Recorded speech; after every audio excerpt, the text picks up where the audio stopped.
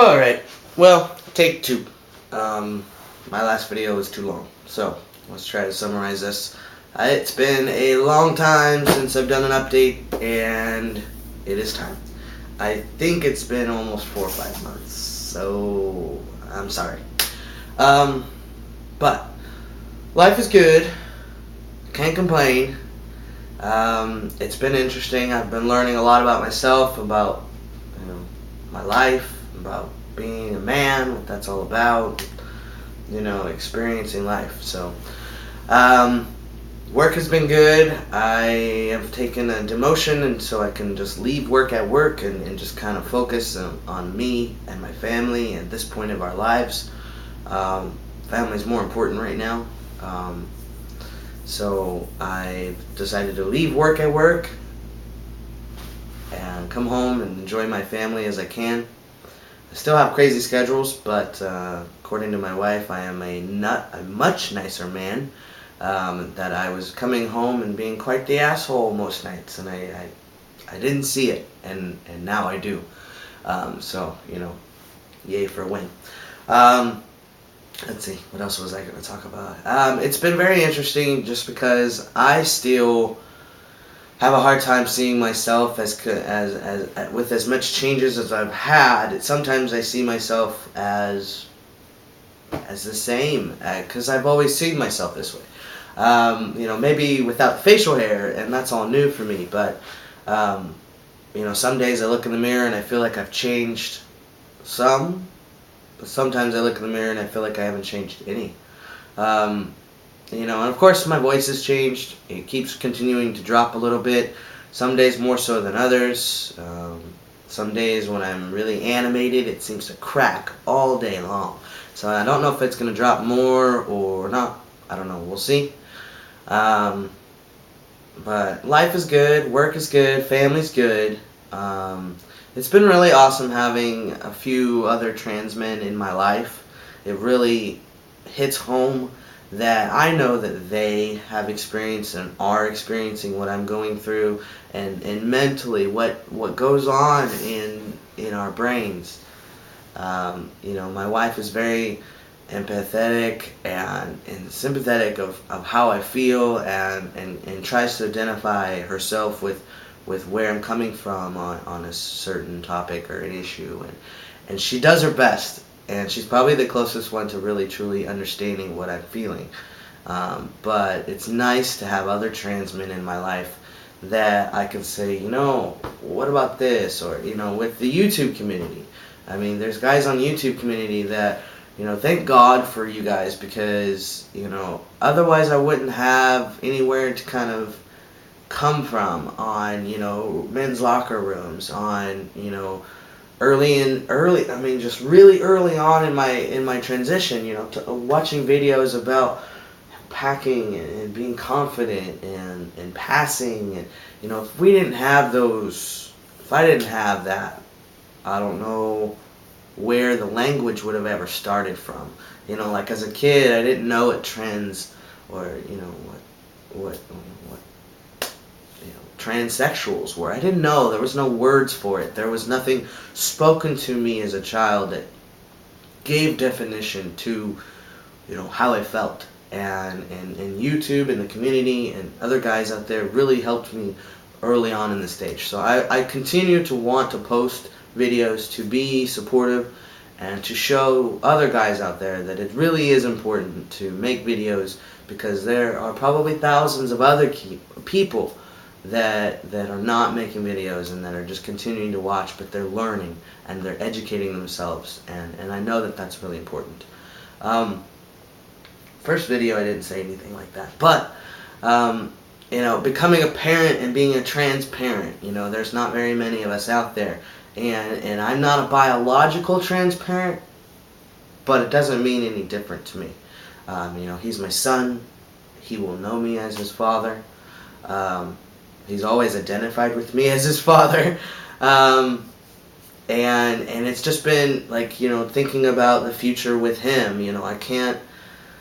It's going to be relearning, almost regaining my childhood of those memories of playing with trucks and GI Joes and being in sports and playing basketball and soccer and football and all that. It's like I can't really identify with other guys that are my age where I can be like, yeah, man, we went to state finals and blah blah blah. Like I don't have those experiences, and I mean I guess there's other bio males out there that didn't really experience those as kids, and then they have kids. I mean, but it's just for me, it seems like I'm not going to be able to truly identify with it.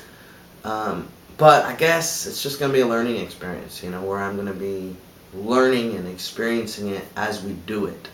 And as far as differences that he and I have, in our bodies, I've talked with my wife a lot, and as far as like peeing to stand up, my roommate had to show him how to do that, and Daddy can't help you with that.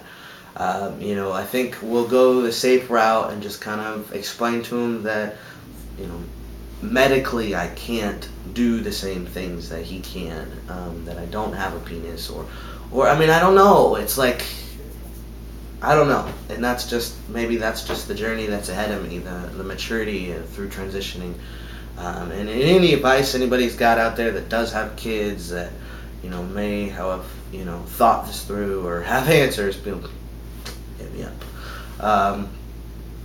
But it's been interesting not being identified by the gay and lesbian community, as I guess the easiest way to explain it to me is like customers would come into the store, and because I looked very gender ambiguous, they came and found me and asked for my help, and I could tell that it was kind of like the head nod of, hey, we're family, you're family, I'm family, it's all good. And it's always, that was always an enjoyable factor. But now I'm not seen as somebody in the queer community. I'm not. I'm overseen, or I'm overlooked by these people, and it's weird. I mean, I guess it's not a bad thing, and I guess it's a good thing. But it's definitely weird not being, identified, or just being basically ignored because I'm a male, white, heterosexual. That's what I give off. So it's been interesting, but life is good. This summer is going to be interesting as far as just learning more about myself. It's going to be very difficult for me to. It's going to get hot, and it's not like I live in the South where it's super hot, but it's going to get hot, and I'm not going to be wanting to wear a t-shirt and a beater and a binder and an undershirt, and I'm going to want to just be in a binder, or a beater, I should say. And so I've been trying to be more comfortable, at least at home in my own space, with nothing on except for a beater, and of course every day I'm like, I wish I could have surgery, but there's just no money in savings right now for that, and hopefully maybe the next year's tax return or something will come together that I'll be able to pay for that and afford that. But it's in the future. I mean, apparently nobody sees my chest, and maybe it's just me that I see it the most. But I talk with other people, occasionally. Like I approached very nice new girl at work. She's very queer, but I finally had to just kind of, as many hints as I tried to give her that I was trans, she didn't get it until I finally had to just say it. I am 10 months on testosterone, and she was like, I had no idea. So I guess I'm still double questioning myself in my role in society and my role visually, where I fit in and who I am, and that's I understand that that's a journey, and I am up for it. So I mean, I'm not complaining in any way, but life is good. I'm good. Family's good. 10 months on T. I mean, I can't complain. It's definitely been ups and downs emotionally and physically. I guess the best part about it is I've lost about 20 pounds. That's been, doctor's happy with that. But other than surgery, it's probably the second most expensive part of transition is buying more clothes. fitting into more clothes. I mean, I never really had very many men's clothes or women's clothes, but just buying new clothes because I need them to fit. So. Um, so yeah, if you want to email me, I'm kind of a behind the scenes kind of guy just because scheduling and my hours of work and stuff like that. But Ryan Howard Lee at Gmail. I'd love to talk further. I'm more of a private kind of guy. I don't like everything I say really out there on the internet. But hit me up, and I can definitely be a friend. So take care. Happy 10 months. I promise I will not be far behind next month. But be good or be good at it. So, peace.